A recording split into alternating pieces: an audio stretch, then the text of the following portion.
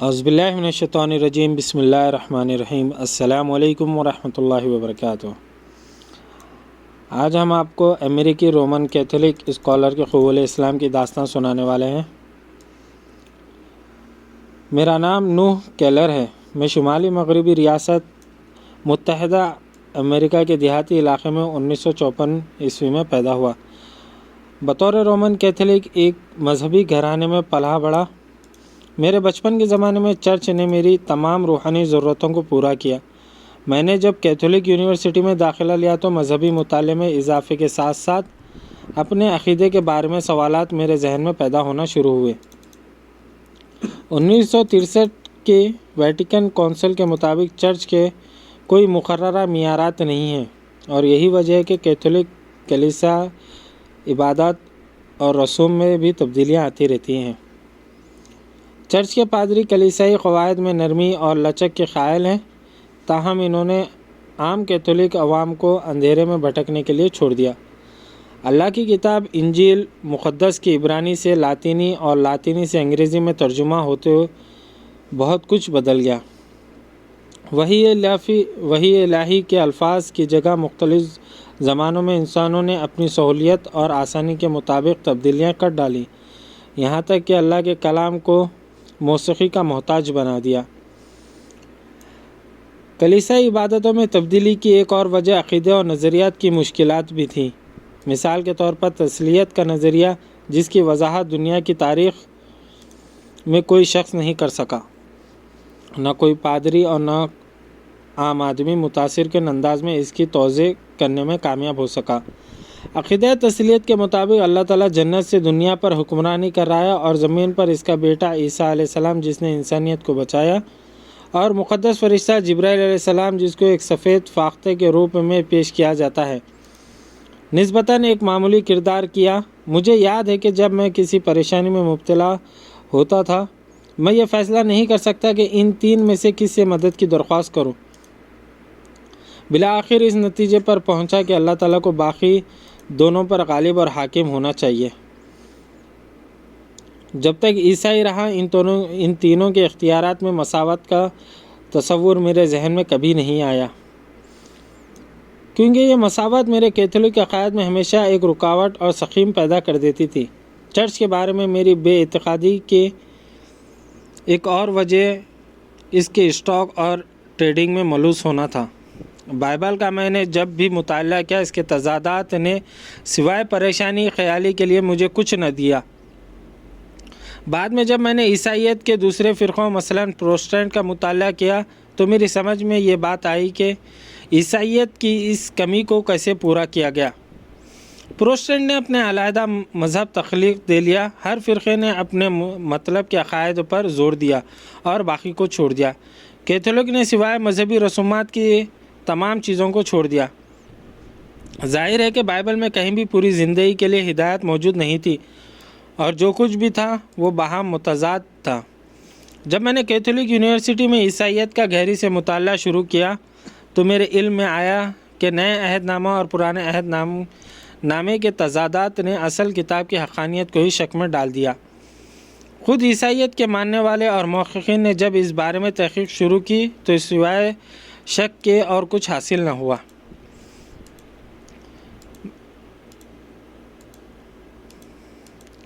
میں نے جواکم جرمیاس کی کتاب دی پرابلم آف ہسٹوریکل جیس کا مطالعہ کیا، جس کا نارمن پیرین نے کیا، جس کا ترجمہ نارمن نے کیا۔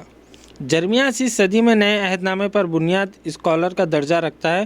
وہ انجیل مقدس کی اصل زبانوں کا عالم اور ماہر تھا، اور اس نے بالآخر اسکالر بلٹ مین کے اس مقولے سے اتفاق کیا کہ نئے عہد نامے کی بنیاد پر حضرت عیسیٰ علیہ السلام کی کوئی قابل اعتماد اور قابل اعتبار تحریر نہیں کی جا سکتی۔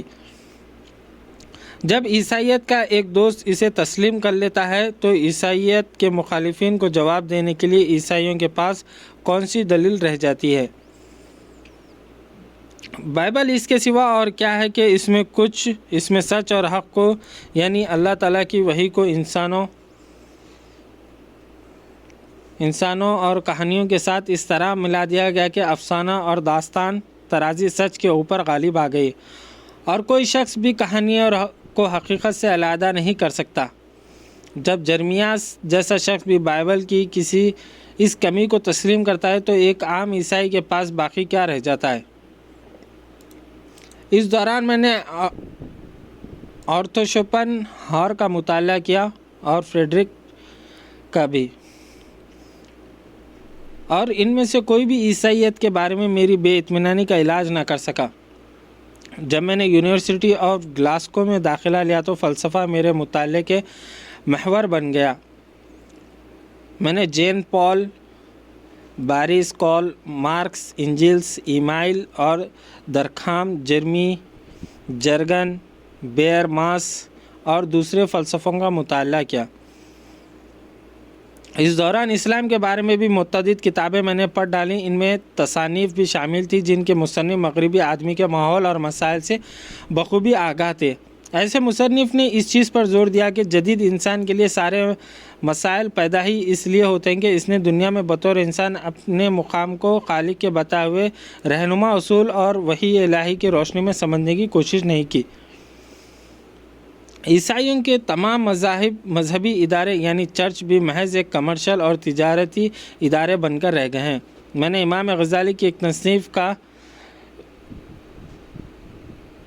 तर्जुमा भी पढ़ा जिससे ज़िंदगी के मामलात में रोशनी मिली। इस किताब में एगेल के तसव्वुर के मुताबिक एक ऐसे अक्लमंद और बाशऊर शख्स का तज़किरा जो हक़ और बातिल में तमीज़ का पूरा इख्तियार और तमीज़ रखता है। मैंने कुरान मजीद का एजी रेस का तर्जुमा भी पढ़ा।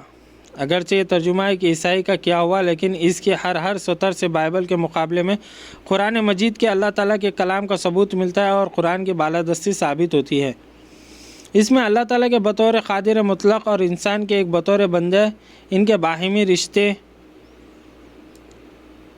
नुमायाँ मिलते हैं। एक वक्त आया कि मैंने शिकागो यूनिवर्सिटी में अरबी ज़बान सीखनी शुरू कर दी।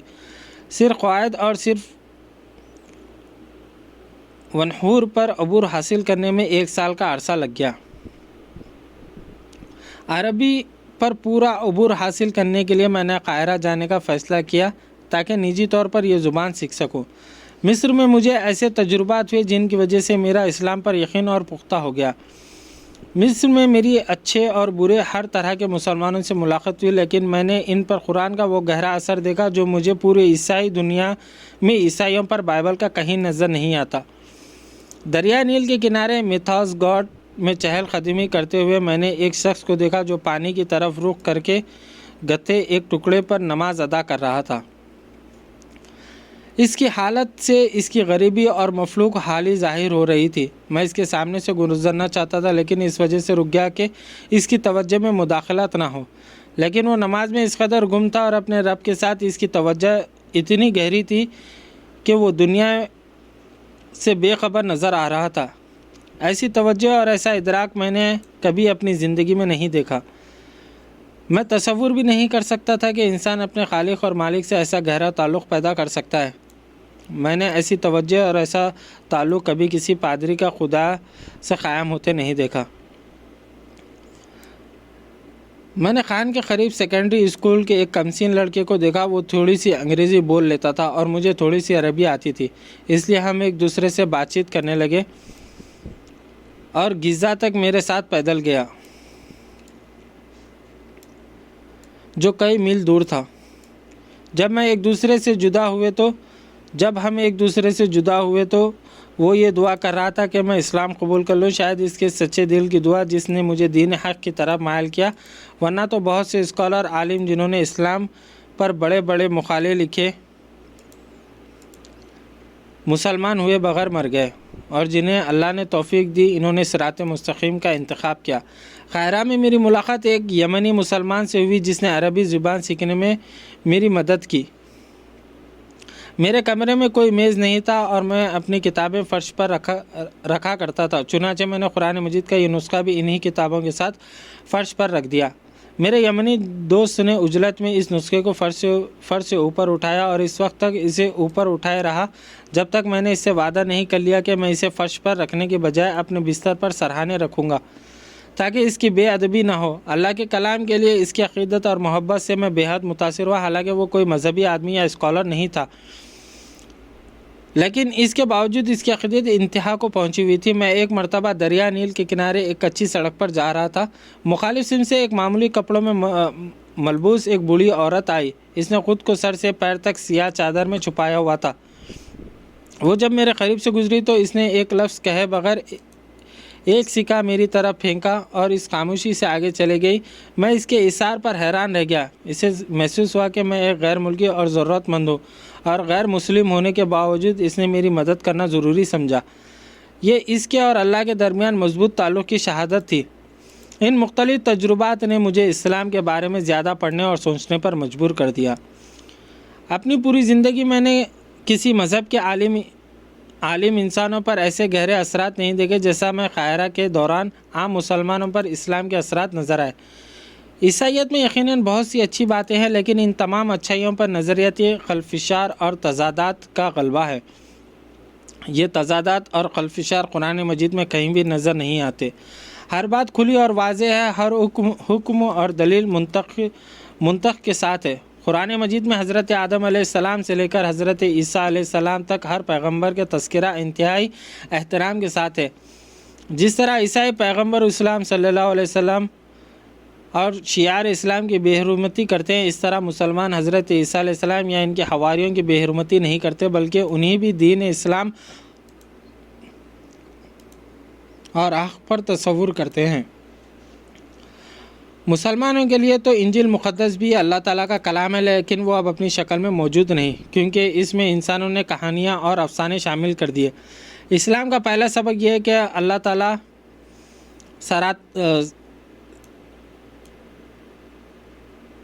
تعالیٰ سرتپا محبت اور انسان کو اس کی تعریف اور توصیف اپنے اندر پیدا کرنے اور اللہ کی عبادت کرنے کے لیے پیدا کیا گیا۔ ایک دن قاہرہ میں میرے ایک دوست نے مجھ سے کہا، تم مسلمان کیوں نہیں ہو جاتے؟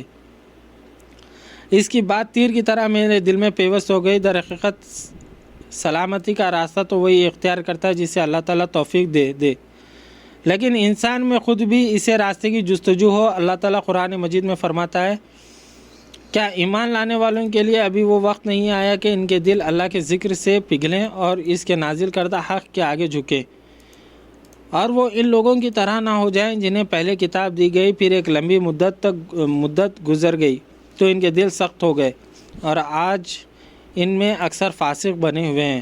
خوب جان لو کہ اللہ زمین کو اس کی موت کے بعد زندگی بخشتا ہے۔ ہم نے نشانیاں تم کو صاف صاف دکھا دی، شاید کہ تم عقل سے کام لو۔ بالآخر میں نے قاہرہ میں 1977 میں اسلام قبول کر لیا، اور تب سے اب تک میں اسلام کے بارے میں کئی کتابیں تحریر اور کچھ کتابوں کے ترجمے کر چکا ہوں۔ جزاک اللہ خیر۔